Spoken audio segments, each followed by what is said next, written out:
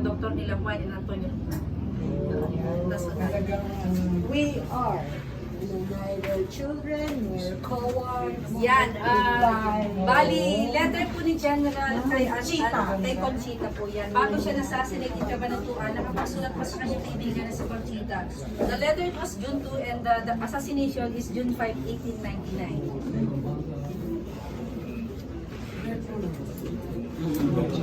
Sino nag-take you to? Juanito Torres po yan, ma'am. Torres naman, lolo ni Antonio. Original ba to? Yes po, by another printer po si Juanito Torres po. Since naging dalawa na kasi sila dito, ma'am, 2015 kasi is formerly Juan Luna Sir lang po ito nung na-restore itong house. Then, after po nung pinalabas po yung movie ni General, doon na po siya dinagdag si General dito sa museum. 2015. Yan, Juanito Torres din po yan. Hindi si Lola. Hindi po sila.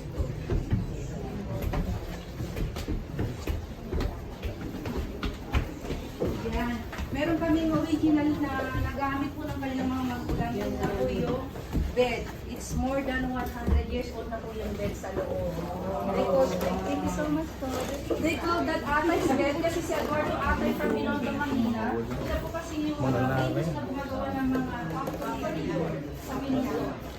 Kumbaga, nanggaling po sa Binondo sa kanilang bahay po yan na naging museum na po. Dinala na po siya dito. Kaya hindi po yan na isipin ko kung sumunod po yan dito. Galing po sa Binondo. Yes po, may kaya po ang mga kasi mag-aaral lang yan. 18th century.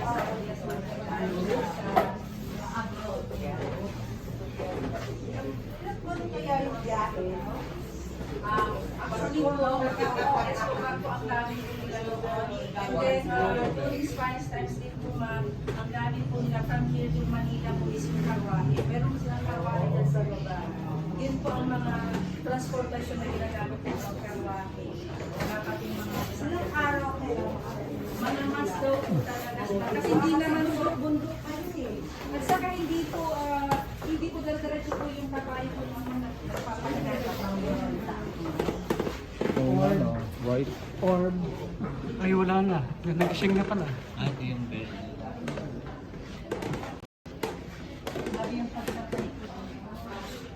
Kaganda ng mga kama na. Dapat.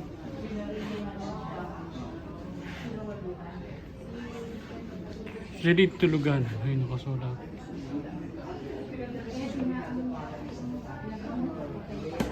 Ito, oo.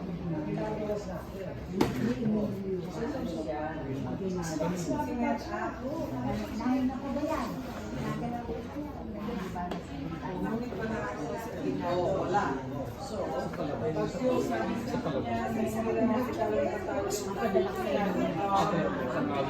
pinagalitan niya na.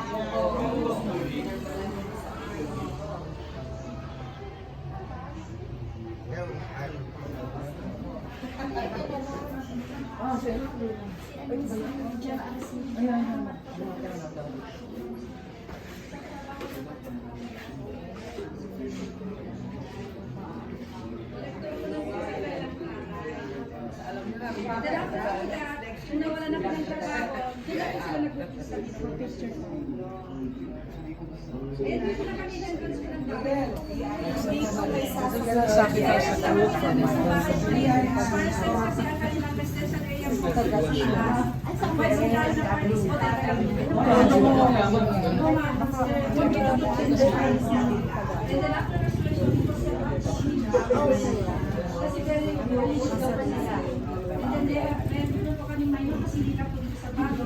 Diyan po siya pinagdagan po si Walo na po nung baby pa lang po siya. Actually, dati po ang sinaselebrate po namin sa October 24 ang kanyang birthday. Pero nakita po nila sa simbahan po na bininyagan po siya after 3 days po. 27 po yun. Kaya pa-atras ko yung ano, kaya 25 po yung original na birthday po. It is so Pero same year po noble silang and namatay ni honored General to Renato salute and your Walo na kasi bali si General po, siya po yung nauna, June 5, 1899, assassination from Cabanatuan. Well, si Juan naman po is of my natapos po brothers sa who are puso fighting po. and He was only exposing the most 42, si Juan precious Pintor, that they have, and then si which General, is 32 life. naman po. Believe me, I would not remain indifferent in the face of such pools of seething blood. Filipino blood, my own blood, shed not for a joke, but for liberty, for the welfare of all. That spilt blood demands another sacrifice, and that sacrifice is not indifference or fear. For my country, to endure is not to suffer. It is to comply with duty. And compliance with duty is an immense satisfaction. Now, my friend, that cry should be fulfilled.